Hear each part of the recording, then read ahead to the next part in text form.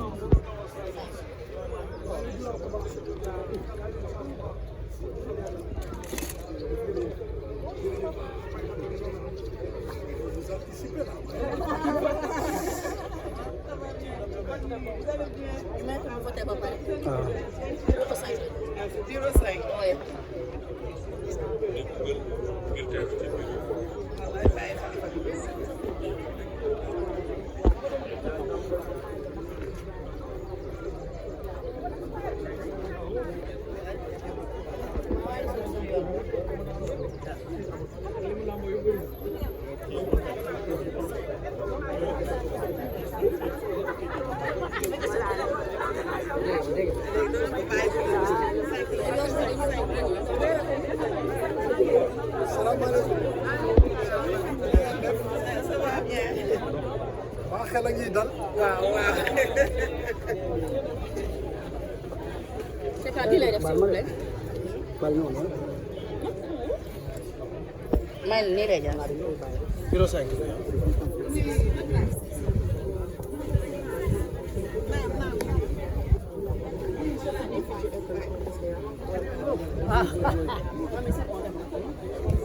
c'est là.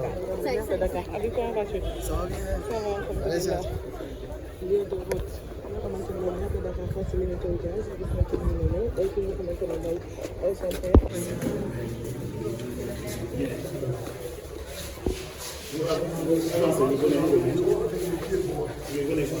Allez-y, allez-y. Bien. En même temps que tout le monde nous suit, Jean-Paul Lucien Diaz Mendez. Si vous l'avez, 801. Jean-Paul Lucien Diaz Mendez. Le nom c'est Diaz Mendez, hein? Je répète. Diaz Mendez. Donc cherchez des.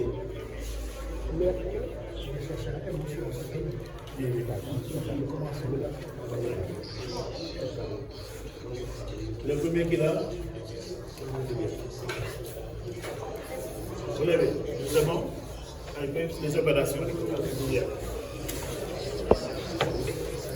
Ça va être signé.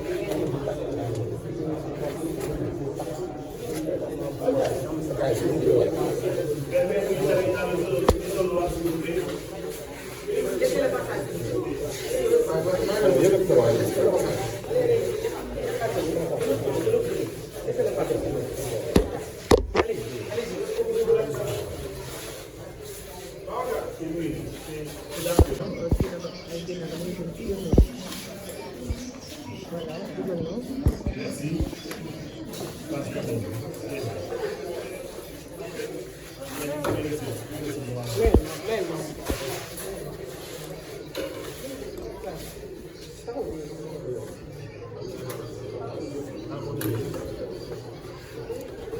C'est normal, il n'y a rien de spécial, c'est normal.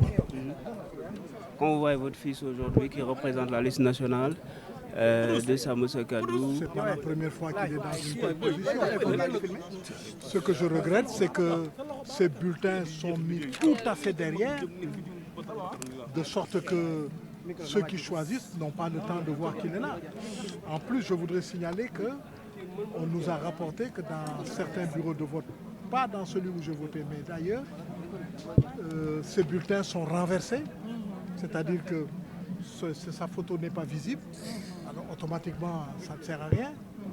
On m'a signalé tout à l'heure qu'à Grayoff, avec ces bulletins, on a mélangé des feuilles blanches, etc., etc.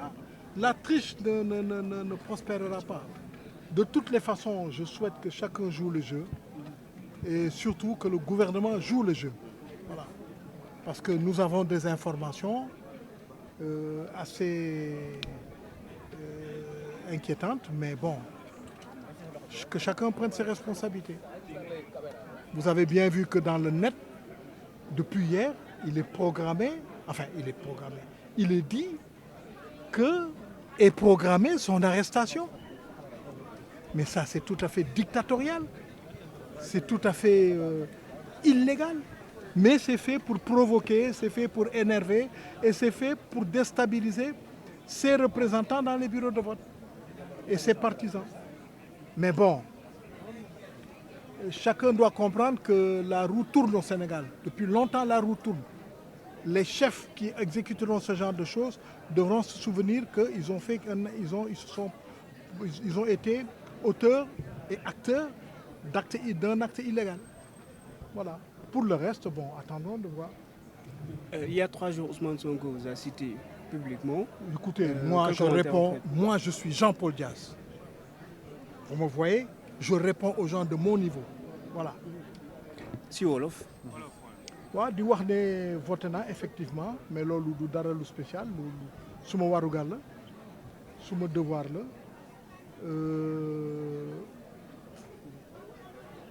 lu ma ci naxari tuuti rek te dama koy ñaawlu mooy le fait que bulletin Sàmm Sa Kàddu bu Barthélémy Dias dañ ko teg ci gannaaw a gannaaw ça veut dire kuy tànn balaa ngay xalaat ne yaa ngi di nga ko tànn moom mais day fekk tànn nga ñeneen ñi dañ ko waroon defar bu gën a baax mais loolu amul solo yàlla bind na démb alors signalé nañ ma ne am na ay localités yoo xam ne du fi ma voté mais feneen ay yeneen localité ay yeneen bureau yoo xam ne bulletin bi dañ ko dëpp c'est-à-dire que photo bi doo ko gis photo bi boo gisee ñu koy laaj c'est pour que ñoo xam ne jànguñu tubaab ñu mun a xàmmee pour kan la ñuy voter loolu c'est une très bonne initiative. Ensuite nee nañ ma Grand Yoff am na foo xam ne bulletin Sàmm Sa Kàddu dañ ko jaxase ak ay feuilles blanches ay feuilles yu weex bon xam nga yooyu yëpp ay yëfu tappale la quoi mais loolu du ñun yëngaluñu te de toute façon yàlla démb la bind.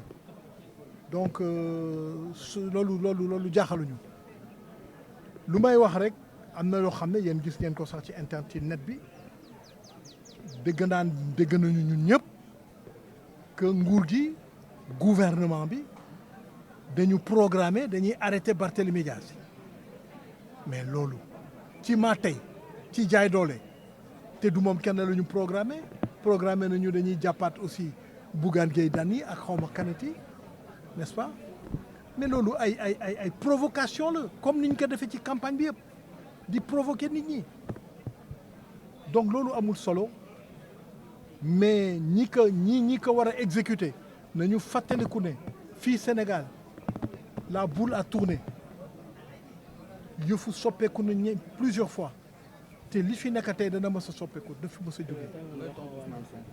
non du ma moromam yoo tam xool ma man maay Jean-Paul Dias. da nga jàpp ni dañ la provoquer personnellement. kan mënuma provoquer il est trop petit. trop petit mënuma provoquer. bulletin yi ñu dëpp affirmatif tonton ba ci bureau bii nga voté bulletin yi dañ ko dëpp man mii maa dëpp bulletin. ah bon waaw mu ngoog. man maa dëpp bulletin. man bi may egsi bulletin yi c'était en position normale. man mii maa ko dëpp. il faut vérifier yeneen bureau yi. Bien sûr, on est en train. Voilà, je vous remercie. Merci.